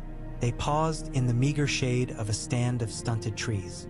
Arthur dismounted to water the horses from a nearby stream, his movements efficient and economical as always. Rhaegar slid down more slowly, his breath hissing between his teeth as his boots met the ground. "You're improving," Arthur observed, not unkindly. "I had hoped to be galloping like a tourney knight by now," Rhaegar said dryly. "It seems my body has other notions." Arthur's mouth quirked. "Your body has had recent conversation with Lord Robert's hammer. It would be unwise to ignore its counsel." They shared a brief, weary chuckle. As they saw to the horses, the sound of hoofbeats approached from the north. Both men stilled. Arthur's hand went to Dawn's hilt, even sheathed and wrapped as it was. A small column rounded the bend. 6 riders, their armor scuffed but serviceable. A banner fluttered above them, its colors dulled by dust. Rhaegar felt his pulse spike. A trout, leaping silver on a field of mud and blue. "House Tully," he murmured. Arthur's eyes narrowed. "Keep your hood up. Let me speak." The riders slowed as they drew near, hands twitching toward their weapons. The man at their head was middle-aged, his face lined, a scar running from his temple down to his jaw. He wore a breastplate bearing the leaping trout of Riverrun. "Hail," he called warily. "You travel south on a road no man takes lightly these days." "As do you," Arthur replied, his tone neutral. "We are 2 travelers bound for the capital. We mean no harm." The man studied them both, his gaze lingering on Arthur's cloak. A plain, travel-stained garment that nevertheless could not quite conceal the way the man sat a horse like a knight born and bred. "You look like you've seen battle," the man said. "And not long past." Arthur inclined his head. "We were near the Trident," he said. "The fighting there was decisive." The man snorted. "That it was. The Dragon Prince is in the river, and the stag is marching south. The whole realm's rattling like a whelp in a sack because of it." Rhaegar kept his head bowed, his hood shadowing his features. He focused on keeping his breathing steady. "You fought for which side?" Arthur asked, a simple question laced with implications. The man spat to the side. "For my lord, Hoster Tully, who chose to back Robert Baratheon when the Mad King demanded the heads of his future sons. So for the rebels, if you want to put it that way. Then you march to join Robert's host?" Arthur inquired. The man laughed, a short, humorless sound. "March? No, sir. We ride home. Most of the levies have already gone. Lord Hoster sent us ahead to see the roads clear. He says the Riverlands have seen enough blood for now. Let the rest of the realm spill its own for a while." He eyed them. "And you? You say you go to the capital. For what?" "There's nothing there but a mad king and wildfire." "We have business," Arthur said simply. "Business," the man repeated. "Well, be about it quickly if you can. Robert will be along soon, and he'll want to take his throne without tripping over too many bodies." He nudged his horse forward, then paused, as if on impulse. "Word of advice," he added. "If you've any love for your own skin, stay clear of the Red Keep when the stag and the lion come to call. I don't know who'll open the gates, but I know they'll shut them again on a city full of corpses." Arthur's jaw tightened. "Thank you," he said. The riders moved on, dust rising around them like a small storm. Rhaegar watched them go, a hollow feeling settling in his chest. "To them," he said quietly when they were out of earshot, "I am already nothing more than a story, a misstep in the river of their lives." Arthur placed a hand briefly on his shoulder. "Stories have power," he said, "but so do men who still draw breath. You are not done yet, Rhaegar, unless you choose to be." Rhaegar thought of turning aside, of riding not to King's Landing but to Dragonstone, to Elia and the children, of pretending for a time that the world could forget him as easily as these Riverland riders had. The image flickered before him. Rhaegar walking the wind-swept battlements, Aegon on his shoulders, Rhaenys laughing as she chased seagulls. No crown, no throne, no songs beyond the ones he might play for them himself. It was a lovely dream. It was also a lie. "If I do nothing," he said, "others will still make choices in my name. My father, Robert, Tywin, Varys. Better that I walk into the fire myself than allow them to drag my shadow over men's heads while I hide from the heat." Arthur nodded once. "Then we ride." They mounted again, turning their horses south. Dust rose beneath their hooves, catching the light like faint, earthly echoes of dragonfire. In the Red Keep, the Wildfire moved. Rossart and his pyromancers scurried through the underwaists and hidden vaults of the city, their steps echoing along damp stone corridors that few living men knew existed. They carried casks between them with exaggerated care, each barrel sealed with copper bands and etched with faint green sigils. "Here," Rossart said, his voice echoing slightly in the gloom of a vaulted chamber beneath the great September of Baelor. 3 beneath the sept. 1 beneath each transept, 1 beneath the main altar. When they stand upon the stones to pray for deliverance, the fire will answer." His assistants nodded, wide-eyed, as they eased the casks into hollows carved in the foundation stones. The smell of pitch and something sharper, almost sweet, filled the air. In another part of the city, beneath the guild hall of the alchemists, more casks rolled into place. Beneath the gates, in forgotten cellars, in the undercroft of the Dragon Pit's ruins, Green Doom slept in the dark, waiting only for a spark and a command. Varys watched some of this from afar, through peepholes and narrow cracks, through the reports of his little birds. He saw the shape of the king's plan more clearly than Aerys did. The king imagined a wall of fire that would consume his enemies and leave him untouched, like a dragon at the center of a storm. Varys saw a city turned into a furnace, its people screaming. He stood in one of his secret chambers, the walls lined with shelves of scrolls and ledgers. Candles burned low, their flames steady. A map of King's Landing lay spread before him, small stones marking gates, septs, barracks, granaries. A child sat on a stool beside the table, swinging his legs. He had hair as pale as Varys's own, though his skin was darker, weathered by sun. "You see," Varys said, not unkindly. "Here, and here, and here. Everywhere Rossart places his toys we mark. If the time comes, we must know which stones to avoid, which to disarm, which to encourage certain men to stand upon." The boy nodded solemnly. "Why not just tell the hand?" he asked. "Tell him what the king means to do." Varys's lips curved in a faint, sad smile. "Because the hand is a frightened man who believes he can still make Aerys listen to reason. If I tell him the truth, he will rush to the king with righteous fury, and Aerys will burn him for his presumption.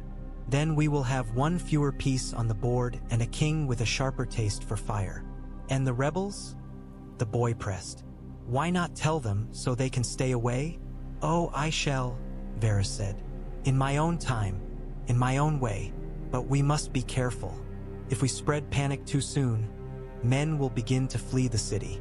Aerys will see them as traitors and light the fuse himself. If we say nothing, they will march into a slaughterhouse. The trick is to open the door at the right moment, so that enough escape to build something new from the ashes, without giving the king cause to torch us all at once." The boy frowned. "It sounds like a game." "It is," Varys replied. "A very serious game with very real consequences. That is why we must play it well." He placed a final stone on the map, marking the royal granaries near the river. "And now," he murmured, "we must consider the possibility that another piece may yet board the game." The boy cocked his head. "You mean the prince?"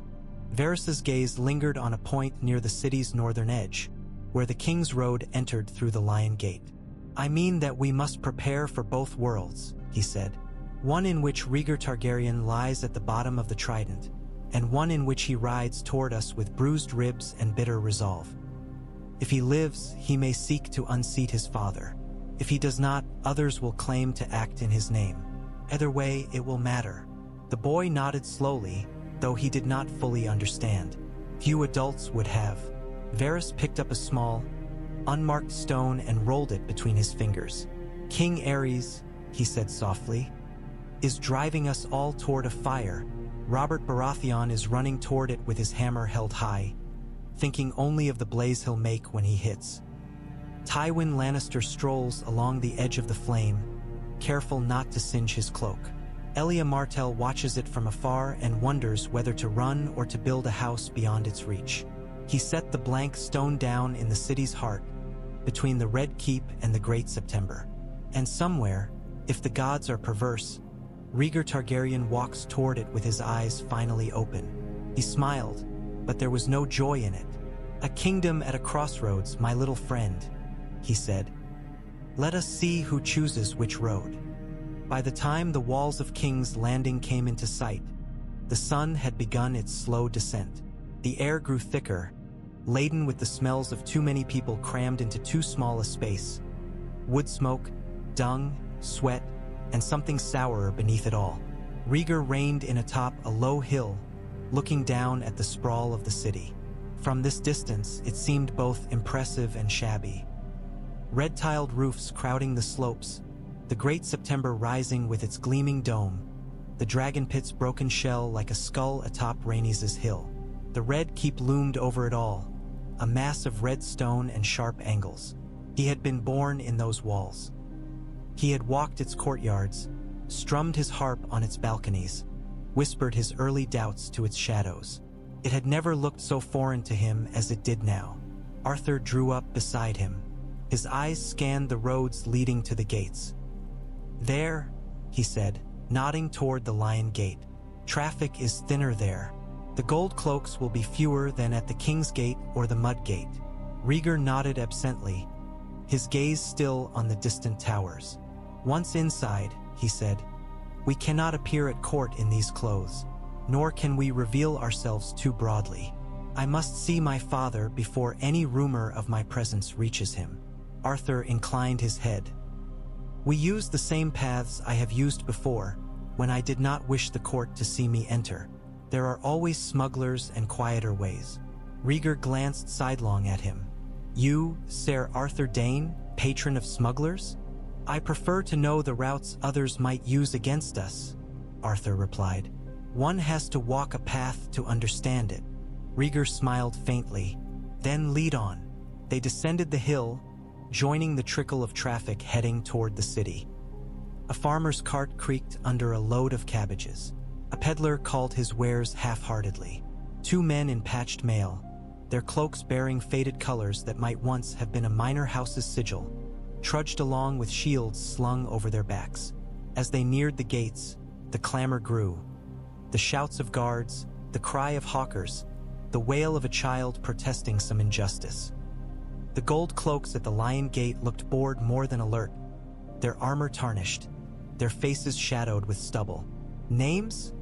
one barked, stepping into their path. His gaze slid over them, pausing only briefly on Arthur's guarded bearing. "Ser Arlen Rivers," Arthur lied smoothly, gesturing toward himself.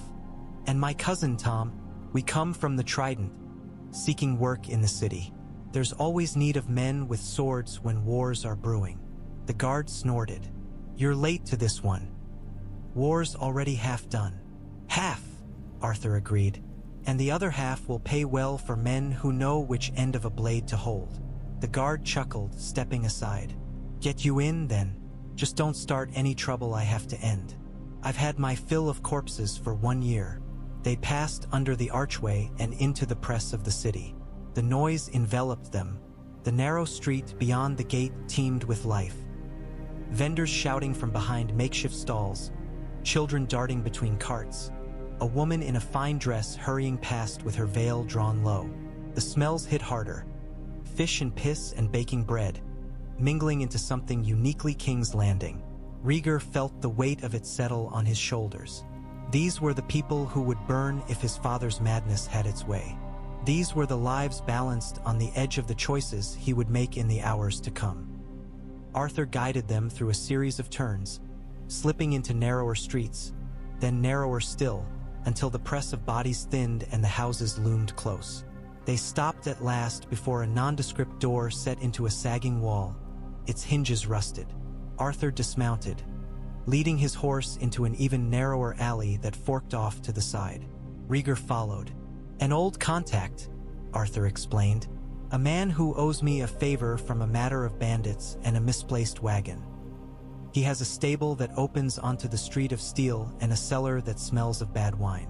From there are ways into the keep that do not pass beneath the eyes of every courtier." Rhaegar raised a brow. "Our honorable sword of the morning keeps interesting company." Arthur knocked on the door with a specific rhythm. 3 quick raps, a pause, then 2 more. After a moment, footsteps shuffled within. The door creaked open a hand's breadth, revealing a pair of suspicious eyes peering out. "Who's there?" a voice demanded. "An old customer," Arthur said, "in need of boarding for 2 horses and a discreet corner of your cellar." The eyes narrowed, then widened slightly. The door opened farther, revealing a stocky man with thinning hair and a nose that had been broken more than once. He squinted at Arthur. "By the stranger," he breathed. "It's you. I thought you'd forgotten us small folk." "I try not to forget my debts," Arthur said. "Can we come in?" The man hesitated, then nodded, stepping aside. His gaze flicked to Rhaegar, lingering for a heartbeat on the prince's face. "You look like you've seen a ghost," he said. Rhaegar managed a thin smile. "Something like that." Inside, the house was dim and close, smelling of straw and old ale. They stabled the horses in a cramped shed at the back, then followed their host down a steep, narrow stair into a cellar where barrels of wine and crates of dubious goods were stacked. "There's a tunnel," the man said, lowering his voice instinctively. "Leads under the hill of Rhaenys. Comes out near the old dragon pit. Not quite into the keep, mind you, but close enough that a knight who knows his way round might find other paths." Arthur nodded. "Good. We will need to borrow it." The man shook his head, muttering something about mad lords and their stranger games. But he did not refuse. "You'll cause trouble," he said. "I can smell it on you. But if it's trouble for the ones in the Red Keep and not for the likes of me, I suppose that's as well as I can hope for." He left them with a lantern and a warning about uneven steps. As the door closed above them, sealing them in the dim, Rhaegar felt the walls close in a little. The air was cooler down here, but heavier. "Once we leave this cellar," he said quietly, "there will be no turning back." Arthur lifted the lantern, its flame casting their shadows long against the stone. "There was never any turning back," he replied. "Not since the day you rode north with a harp and a crown and did not return the same man." Rhaegar did not argue. He took a breath, feeling the ache in his ribs like a reminder of his own frailty, and stepped into the tunnel that would lead him back to the heart of the dragon's lair. Across the city, in a high tower of the Red Keep, King Aerys paced. The ravens had served their purpose. The pyromancers were at work. The court, such as it was, bent around him in a fearful arc. Yet none of it soothed him. He saw betrayal everywhere now. In Pycelle's tremor, in Varys's soft smile, in the way Jaime Lannister's eyes followed him with a predator's focus. He saw in every shadow Robert Baratheon's hammer rising. He had dreamed of fire the previous night. In his dream, The city burned. Not with the wild, beautiful green he loved, but with a horrid, ordinary red. The screams had rung in his ears long after he woke. They will not scorch me, he thought. I am the fire. I am the dragon. He paused before the window, looking out over the roofs and alleys. The city sprawled in all directions, oblivious to the knife poised above its neck. From this height, the people looked like ants. He imagined them running when the flames came, their tiny legs churning, their little hands raised as if to ward off the sky. The image pleased him and sickened him by turns. "Your Grace," a voice said from the doorway. He turned, robes swirling. Lord Chelstead stood there, his face drawn. He had been hand for less than a moon, and already the strain showed. His eyes flicked nervously to the king's fingers as they traced the hilt of a ceremonial dagger. "Well," Aerys snapped. "Have the Lannisters replied? Will Tywin finally bestir himself? Or does he still sit on his pile of gold and tremble?" Chelstead swallowed. "There has been no word from Casterly Rock, Your Grace. Only from Lord Hoster, from Lord Jon Arryn, from the Stormlands. They advise that Robert Baratheon's host will be ready to march south within a fortnight. They urge Your Grace to consider." "Consider?" Aerys's voice rose dangerously. "Consider what? Surrender? Terms? Shall I send them my crown in a cask and my head in another, to save them the trouble?" Chelstead flinched. "No, Your Grace. Only that perhaps. If we were to offer the boy some token marriage, perhaps, to one of your kin, a Targaryen queen on his arm might salve his pride and convince him." "Convince him to let me live?" Aerys whispered. "To place chains of flowers around my neck instead of iron? You are a fool, Chelstead. They will not rest while I breathe. They fear me. They should. That is the only thing that keeps them from tearing me down." He stalked closer, eyes wild. "They killed Jaehaerys," he hissed. "They killed Aegon and their children at Summerhall. Fire took them because they dared too much, reached for too much. Now they dare again. Should I stand meekly and let them send the fire for me this time?" Chelstead's hands trembled. "Your Grace, I only meant. You meant to counsel me to bend," Aerys said. "To crawl. I do not crawl. I burn." He turned away, cloak flaring, and stared again out at the city. "Rossart will be ready soon," he murmured. "When Robert comes, we will see whose fire burns hotter." Chelstead stared at his king's back and felt, for the first time, a clarity as sharp as a blade. He had thought, when he accepted the hand's chain, that he might be able to steer Aerys away from the worst of his impulses, that the weight of office would lend his words power, that he might be remembered, in some small way, as the man who held a mad king back from the brink. Instead, he saw now that the chain had only made him complicit. Every day he wore it, he shared in the guilt for what might come. "Your Grace," he said, his voice trembling but firming as he spoke. "If you mean to burn the city, I cannot serve you." Aerys turned slowly. For a moment silence reigned. The king's eyes glittered. His fingers tapped against his arm, leaving faint crescents in the skin. "You cannot serve me," he repeated. "You, who wears my hand's chain, who owes his position to my grace." Chelstead squared his shoulders. He felt strangely light, as if some burden he had not fully acknowledged had slipped from him. "I will not be party to the murder of hundreds of thousands," he said. "Not even for a king." Aerys's face twisted. "You would abandon me in my hour of need. You would betray me. You are no better than Tywin, than Rhaegar Stark, than all the others." He clapped his hands sharply. "Guards!" he shrieked. "Seize Lord Chelstead. He would strip the flesh from my bones and hand me to the wolves. Burn him. Burn him. Let him see what fire truly is before it takes him." As the gold cloaks dragged Chelstead away, his protests dissolving into screams, Aerys turned back to the window. The city below went about its business, ignorant. Soon, he thought, soon the fire will come.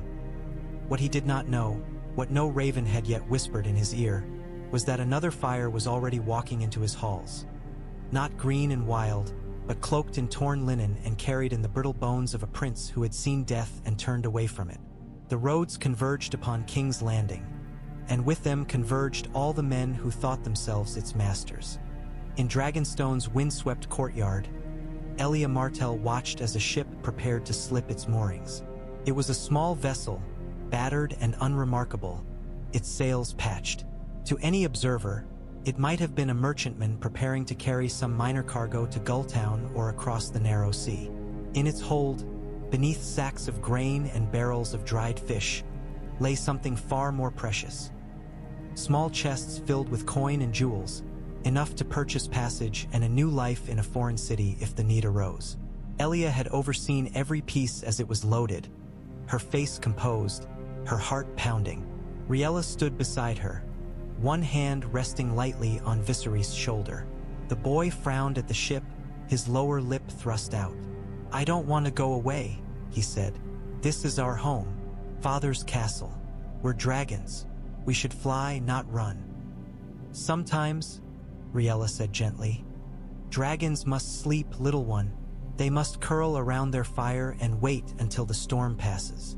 Elia's gaze drifted to the other end of the yard, where Rhaenys tried to teach Aegon a clapping game. The little prince's hands flailed, more enthusiastic than accurate. Rhaenys laughed, patient and indulgent, her hair blowing across her face. "If ravens come from the capital," Elia said quietly, "if they speak of fire and blood in the streets, we must be ready to leave within a day. 2 at most. Dorne will take us. My brother will not see his niece and nephew turned away." "And if the ravens speak of peace?" Rhaegar asked. Elia hesitated. "If peace comes with Rhaegar's name upon it," she said. "If he returns not as his father's shadow but as something different, then perhaps this ship will sail with only grain after all." She did not say what she knew in her bones, that the chances of such a peace were slim, that the man she had married was more likely to throw himself between his father and the fire than to let the flames burn out on their own. Rhaenys looked up suddenly, as if sensing their eyes on her. "Mother," she called, "Aegon says he wants a dragon egg." Elia smiled despite herself. "Does he now? And where would he keep such a thing? Under his pillow? In your toy chest?" Rhaenys considered. "Next to my doll," she decided. "So it won't be lonely." Elia's smile wavered. "Perhaps, if he is very good, one day he will have a dragon of his own," she said. "One not made of stone or story." Rhaegar's hand tightened on Viserys' shoulder. A kingdom at a crossroads, Elia thought again, watching the ship's crew make their final preparations. "And we, on our little island of stone, stand at the edge of it, waiting to see whether the tide will bring us ruin or rescue." The ship's captain raised a hand in salute. Elia inclined her head. "Be ready," she murmured, more to herself than to anyone else. "When the time comes, we must be ready." Above them, the carved stone dragons of Dragonstone stared out over the gray sea, their stone jaws parted as if in silent warning.